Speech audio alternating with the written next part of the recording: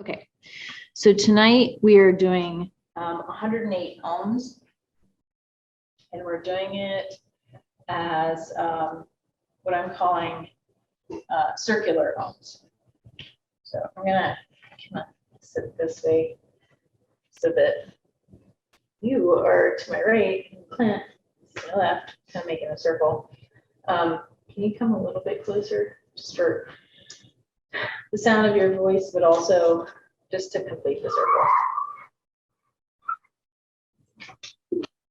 Sound you found.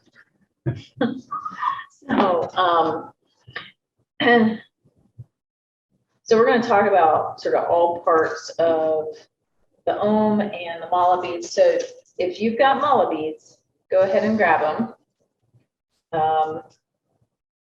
And I will talk about the mala beads, how to use them, ohming, different ways to do it, and then we'll do it. So I assume you at home are pausing the video if you need to go get some mala beads. So I'm going to keep on talking because you probably paused it.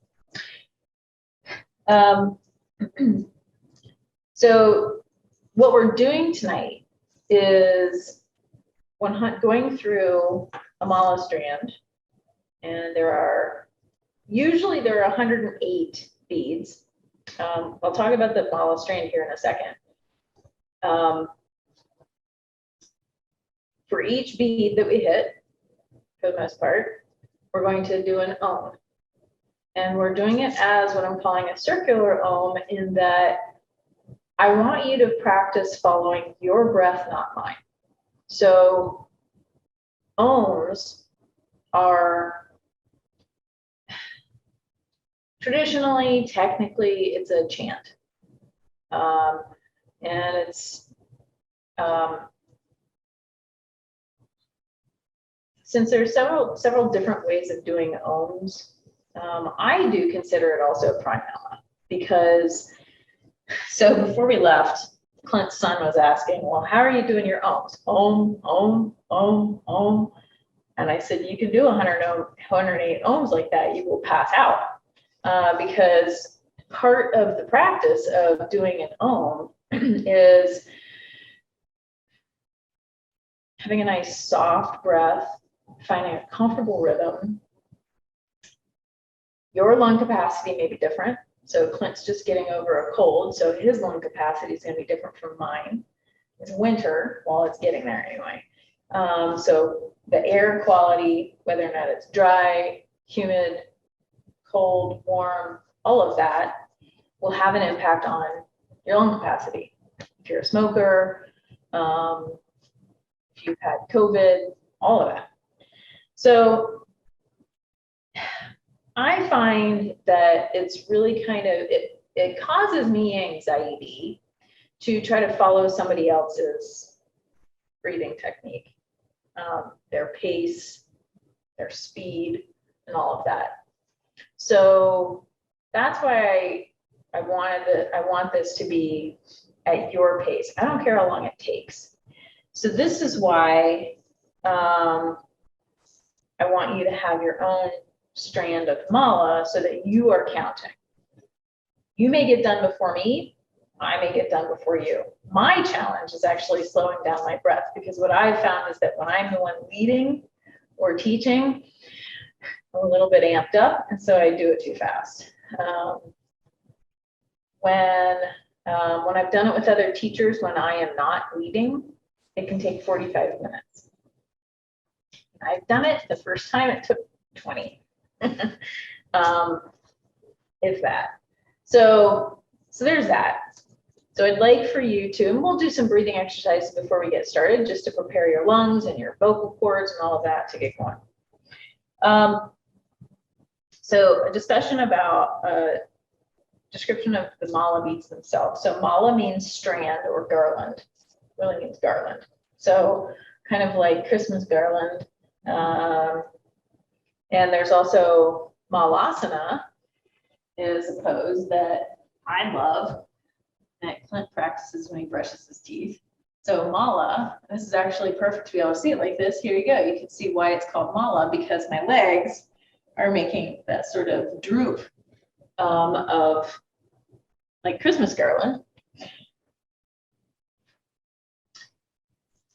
So the mala strand is traditionally 108 beads. You can look it up, and I've talked about it before, the significance behind 108. There's a lot of Eastern philosophies, teachings, theologies, whatever you want to call them, religions, that feel that 108 is a very sacred number for a lot of reasons. In Buddhism, there are like 108, I don't want to call them sins, but human transgressions or something like that. There's something about it. There's a calculation about the distance between the Earth to the Moon is 108, and that distance is 108. Like the Moon, the Earth to the Sun is 108 times the distance the Earth to the Moon, something like that. So there's all kinds of ways where 108 is important. It's not important necessarily for what we're doing. We're literally just using this as a counting piece. And for the most part, that's what it's used for, the mala strand.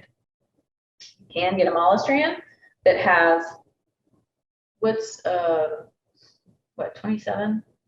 27 is, 108 is divisible by 27. Yeah, 4 times, yes. So you can get one that is strictly just a bracelet.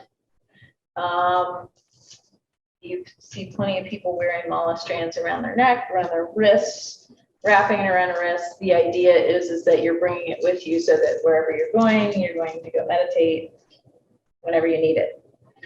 The components of a mala strand, there is some significance or some symbolism to the little doodad that you have at the end. There's a little sort of triangular bead that is sort of the shape of a lotus. The bead that's in the middle that everything sort of joins into, that has 3 holes, is called the guru bead. That's the special bead that everything comes into and out through the top. The guru bead is your starting and stop bead. This does not count as one of the 108. If you were to go through your mala strand more than once, the guru bead is the one where you stop and you reset and you remember why you're doing this meditation. What's the mantra that you're doing, or the breathing exercise, or whatever it is. Typically, when you're going through a mala strand, you're using your left hand, and it's recommended not to use your pointer finger. All of this has to do with like dominance. Like, you're trying to not do it fast. You're trying to do it and pay attention to what you're saying, what you're doing. And so it's not about time. It's not about making it fast. So you're using your non-dominant hand to get through these. There are different types of mala strands. They're set up differently. So I have there's a place about 45 minutes away from here called the Thousand Buddhas. Really cool if you come and visit Missoula. There are 1,000 Buddha statues, or probably more.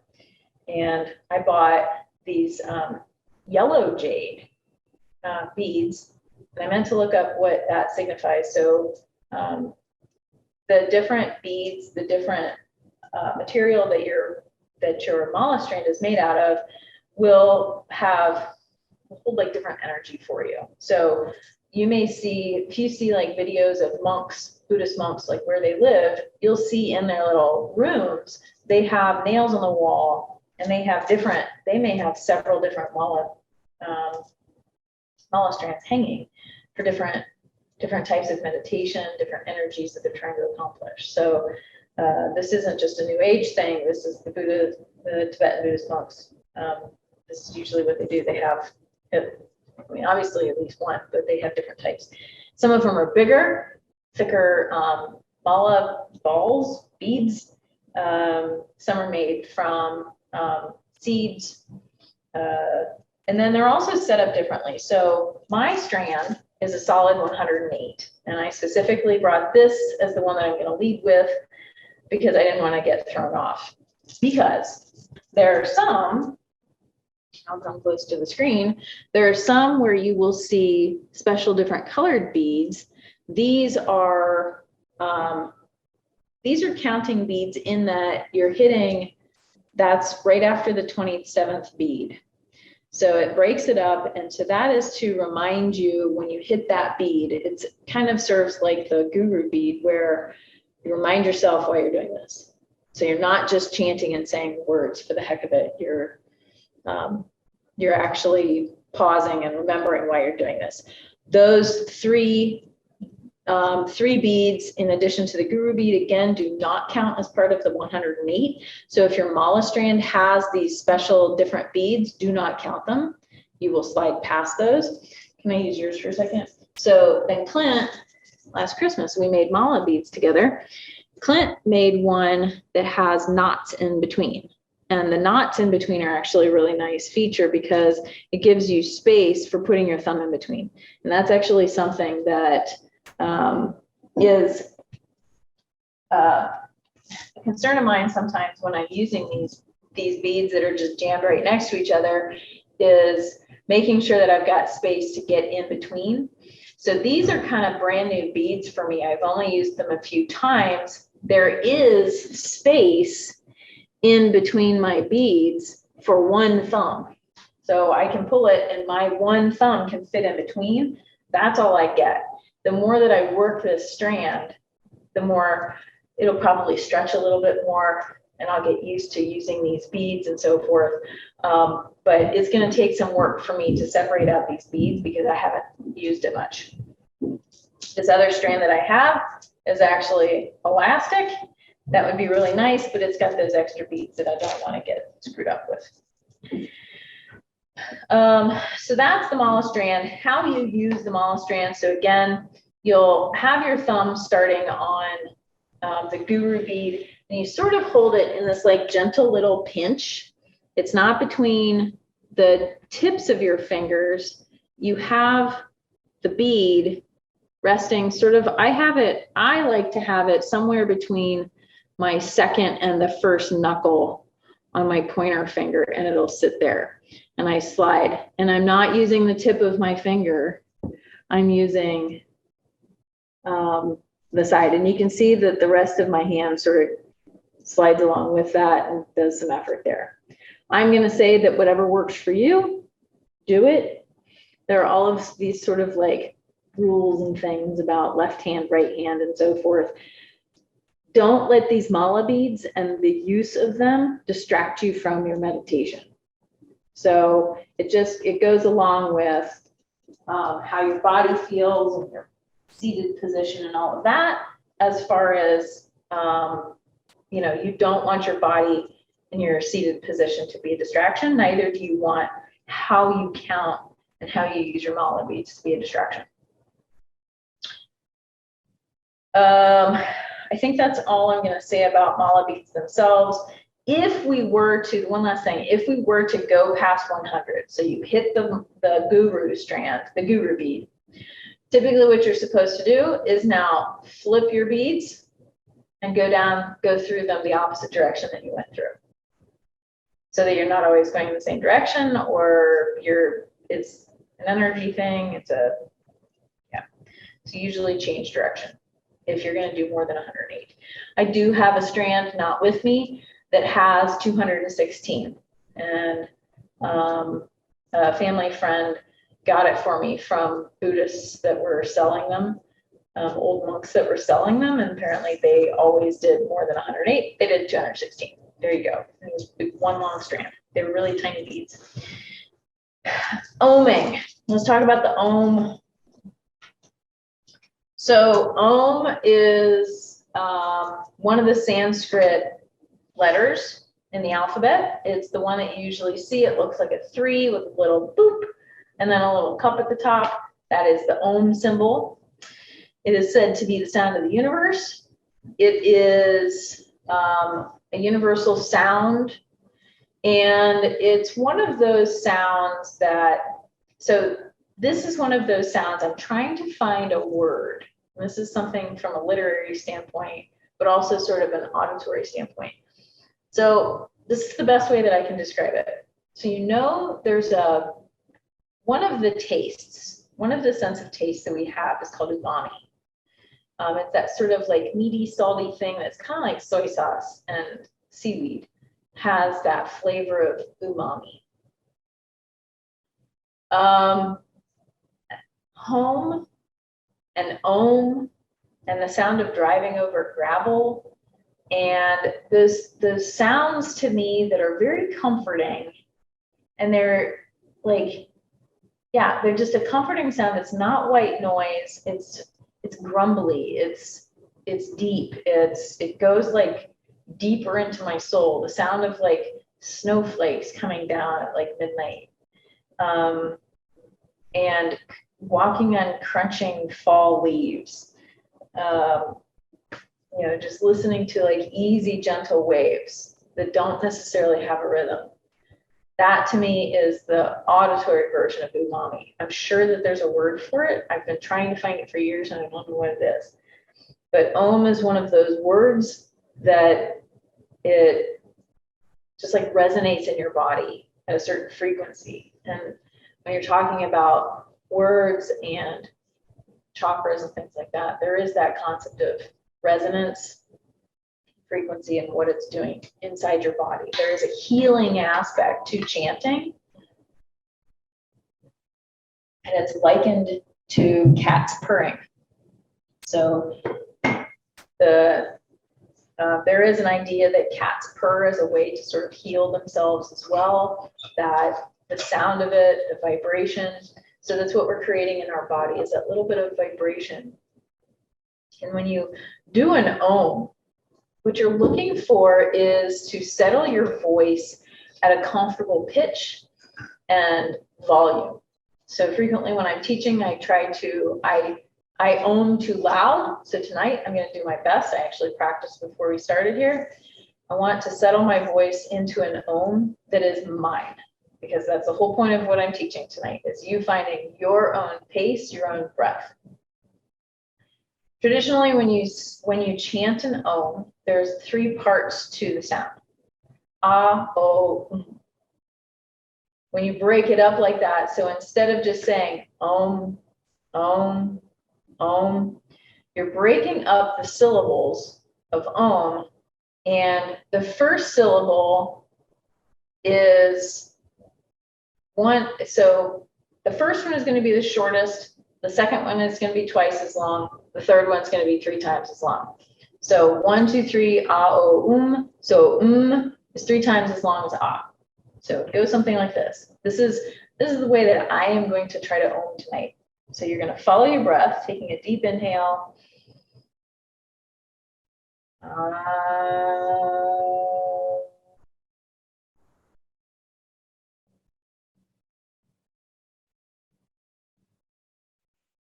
I'm going to encourage you to let the follow that exhale as far as you comfortably can. You're not working on pushing it out, so it's not you're not pushing with your belly. You're really trying to find that sort of soft letting it go. So I've sort of found that I like to bring the noise out and around. I'm sort of visualizing like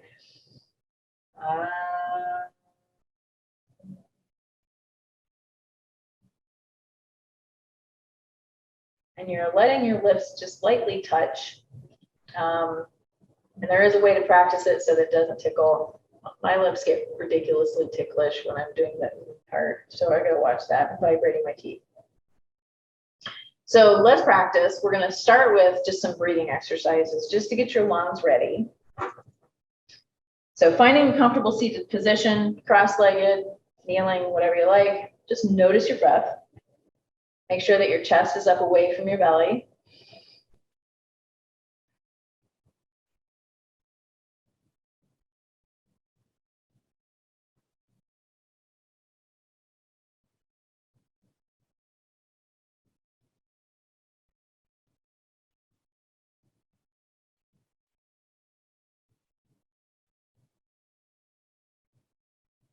Using just breath through your nose, start to deepen your breath, filling your lungs as far up to the top as you can on your inhale. And exhaling through your nose. Keep your mouth soft. Keep your space between your back molars. Try not to grip your teeth.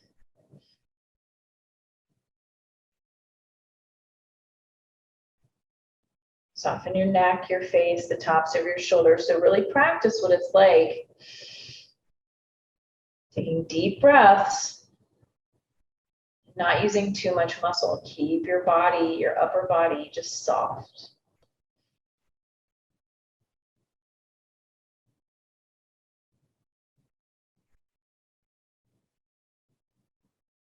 The next time you exhale, I want you to exhale through your mouth.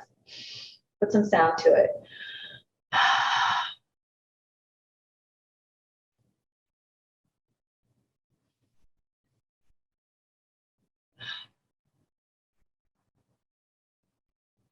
Just practice making noise in your space.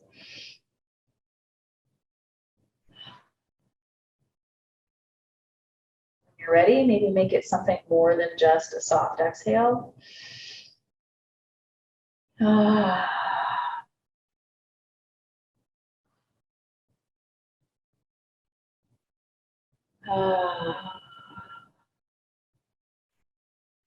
Anybody's a singer, an opera singer, so forth, maybe you already have vocal exercise.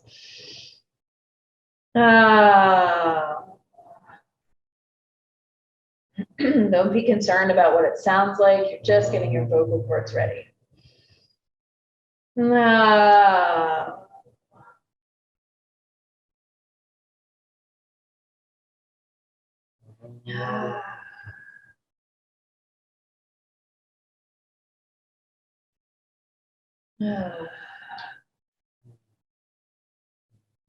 Okay, and when you're ready, let's practice an ah, and an ooh.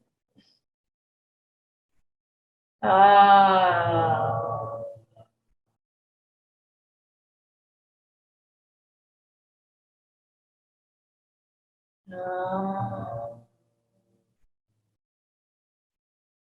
Make it soft, don't force it out.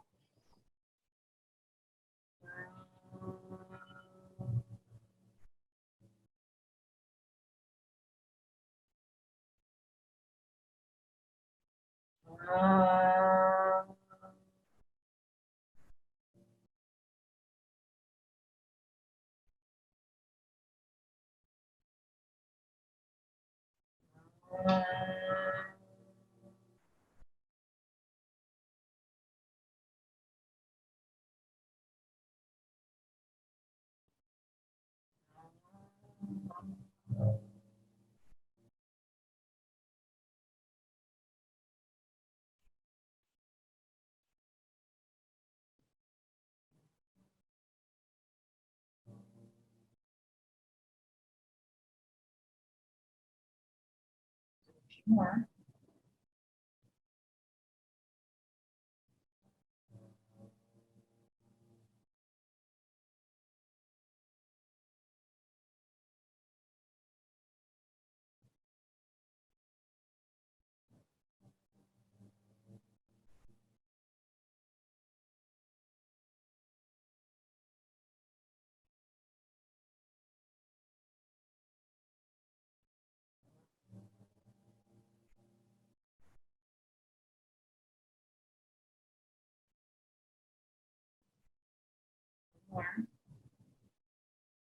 More.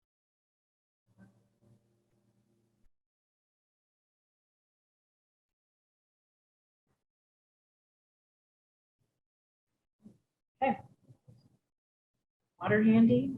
Take some sips. So you can feel, so it was about 5 or so minutes of practicing vocalizing, breathing, things like that, doing the ohms. So this, the full practice again, I don't know how long it's going to take. Assume that you're going to be sitting here for about 45 minutes, maybe half an hour. Now, any of you who have ever practiced with Kelly Locker, she does a really good ohm. She does it in 45 minutes. It's impressive. So I will be counting on my mala strand. When I'm done with 108, I'm just going to be done. Traditionally or typically when we do 108, like we've done it on New Year's, and if you've done it on like new moons and things like that, maybe the teacher will like hit the singing bowl or something like that. I've decided I'm not going to do it because I don't want you to wrap up. If you're still going, keep going. Obviously, for those of you that are watching with a recording, I can't hear you. But keep on going till you're done with 108. And then we are going to sit and notice what there is to notice. Notice how you feel. So take a moment right now to just notice how you feel, because we're going to sort of see if anything feels different afterwards. Body, your mind, your thoughts, your breath, the energy around you. Notice your temperature even. Clint just put on a coat and I'm wearing a scarf. Okay. If there's anything you can do to get yourself even 3% more comfortable, go ahead and do it. I think I'm pretty situated.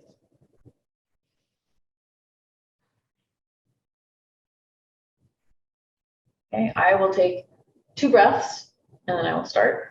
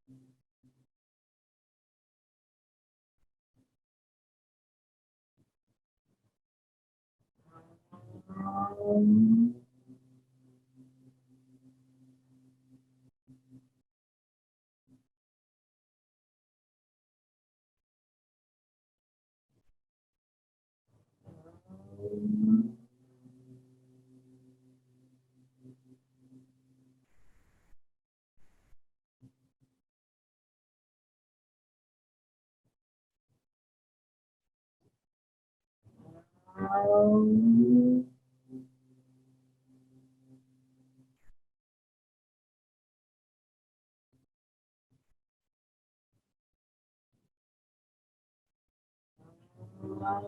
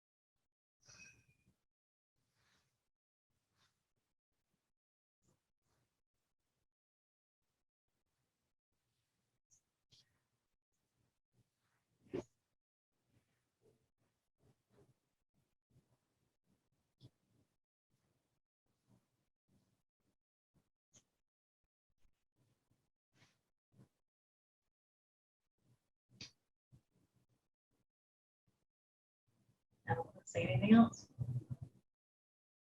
Enjoy whatever you feel. Have a good rest of your day or evening. And see you next time.